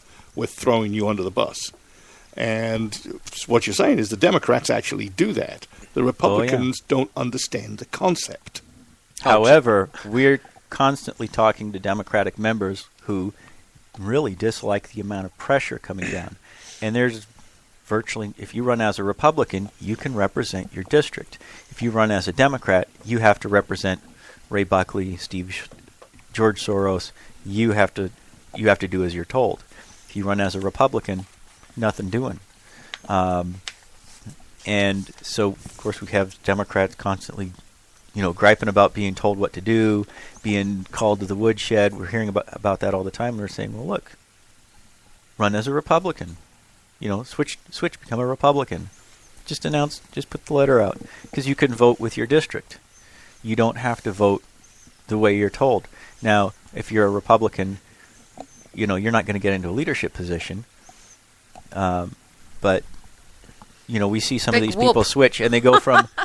They go from like a 30% score with the HRA to like an 80% score just when they switch. We've had Democrats all over the country switch in legislatures and Congress, and it's because they take these Democrats and they strong-arm them. So if you never vote for a Democratic legislator, because all that's going to do is it just gives George Soros one more vote. You get zero representation from a Democrat. You get another George Soros delegate. That's literally all you're getting. You can say what you want. They'll say whatever. A lot of them just flat out lie to you. Others will just say, "Look, I have to vote the way I'm told. I don't, as a legislator, I vote for what I believe is in the best interest of the people of New Hampshire, and that's it. No compromises. That gives me an 88% score with HRA, and some others have 95% scores, just doing what they think is right for the people of New Hampshire. I think the lesson to this, the moral to this lesson, is that Hudson has to primary. Get somebody out, a conservative, to primary. Not just primary Jasper. Well, but whether you're a Republican, Democrat, Independent, Constitutionalist, whatever, make sure if you have friends, neighbors, what have you in Hudson, Pelham, just vote against Jasper, even if it means putting in a Democrat. Just get rid of these guys. They're that bad. The amount of damage that he's done to New Hampshire is incredible. He is a bully. So what you're basically saying, as a quick interpretation of these two different parties in our legislature, at least, is if you get a Republican, it's a crapshoot. If you get a Democrat, it's just crap. That's right. No, I would say that some of my Democratic colleagues are good, honorable people, and on a division vote, they'll vote their conscience. But when they're under the thumb, they have to do as they're told on roll call vote. Which really is such a lack of character. I mean, ouch. But they have to, or they're going to get voted out. Well, I know, but you're saying that they're good, decent people, and maybe they are. God bless them. But you know what? If they, in their heart of hearts, knows that whatever they're facing, whatever bill they're looking at, is bad. And the only reason that they do not vote their heart of hearts is because somebody else might see it and vote them out. Man, that to me is just so unethical. You and I are driven by conscience because we have standards and we have contempt for just the idea of voting for something that we know would cost jobs or get people killed or put the public in danger. We would never do that. But there are people out there who are just kind of like, well, if I don't do this, they're just going to replace me anyway. Oh, goodness. And that's just their thinking. They just don't have... That is a lack of ethics and principles. What is wrong with declaring yourself to be an independent, like Bernie was supposedly an independent in Vermont, and voting your conscience, which, even if that's mostly Democrats. When we look at Bernie Sanders' voting record versus Hillary Clinton's voting record, Hillary Clinton's voting record is terrible. It's authoritarian, whatnot. Bernie Sanders votes for internet privacy. He very rarely supports gun control. On civil liberties issues, on certain constitutional rights issues, once in a while he actually delivers a good vote. Hillary Clinton is just 100% pure insider establishment, authoritarian. She's terrible. She is the Red Queen, as I have said frequently. So, like I said, I've said this a few times. A few years ago, I stumbled across a C-SPAN video of Sanders doing a town hall. I know why the guy gets elected. He freaking listens. He does a great job of constituent service. And the fact that you say he also votes his conscience rather than just his socialist leanings occasionally means that there is so much daylight between him and the other Democrats, even if he's a declared socialist. Bernie Sanders wins among Republicans, Democrats, Independents, Libertarians, Constitutionalists. Every poll that I've seen, he leads in every area except low information Democrats. The only people supporting Hillary Clinton are Democrats who have no idea what's going on. Media has told them, Hillary Clinton's your candidate. They're just going to show up and vote for her. And that's what they're going to do. Now, I got no time for Bernie's overall policies, eat the rich, feed the poor kind of thing. But the fact is, the guy has something. And what the guy has is he's sincere and he does constituent service. And that is the difference. He listens to the people, whereas Hillary takes prepared questions. He's been a member of AARP for 20 years? Is that part of the... Doesn't hurt. Doesn't hurt. He's old. Yes, he is. A lot older. That makes him a socialist even more so if you're a member He's an of old socialist. AARP. I refuse to join. AARP used to lean Republican a little bit. Yeah, no, they don't. Well, ever since Obamacare, they could change. Well, with the doc fix is going to be a disaster for Medicare. Obama is trying to turn Medicare into Medicaid, and no one wants to be on Medicaid because you can't choose your own doctor, you can't choose your own hospital. Because you have a higher percentage of dying because you're on Medicaid? How's that? It's a big one. Yeah, because you're going to die. You're literally better off with nothing than Medicaid. Right. How sad is that? And 60% Please of join our program. Yeah, you're going to die anyway. Might as well die sooner. If I have to pay a high price and a high deductible, why don't I just take a chance and pay directly no kidding. How sad is that? Yeah. Oh, my goodness. Before government got into healthcare back in the 60s and 70s, healthcare was affordable. Even fast food restaurants. Fast food restaurants in the 50s and 60s were offering medical coverage. And if you didn't get it from your work, he was available on the open market for a few bucks a month, $10, $15, $20 a month for Right. health care. But go back another 20 years before that, and the government wasn't in healthcare at all. You bought your own insurance, and it was insurance. Yeah. And you paid for your regular visits to the All right, doctor. we got to go. I want to thank everybody for coming in. Of course, we'll be back next week. Same old song and dance? No, we'll have a different song and a different dance. Same theme, same principles, same values. That's what this is about. This is GrokTALK. Thanks for tuning in. We will talk to you next week. Make sure you tune in because we'll be here. See ya. This is the Coalition of New Hampshire Taxpayers. We're located at 8 North Main in Concord, New Hampshire. This is the repository for all things conservative and municipal. So if you have a problem in your town, your school, your budget committee, the right to know law, and now at the top of our list is voter fraud. You have a tip for us, some information for us, you want to join or help us out, cnht.org.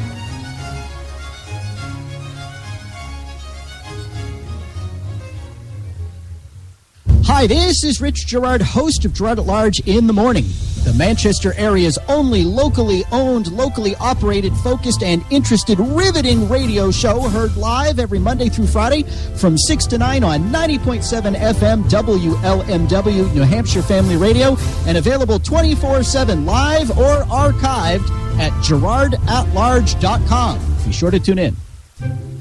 The opinions expressed on this program are those of the speakers and not necessarily those of CNHT, GrokTALK.com, this station, or anyone else for that matter.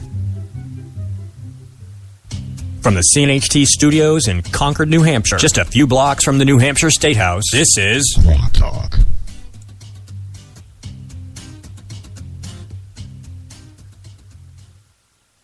Is the show really over?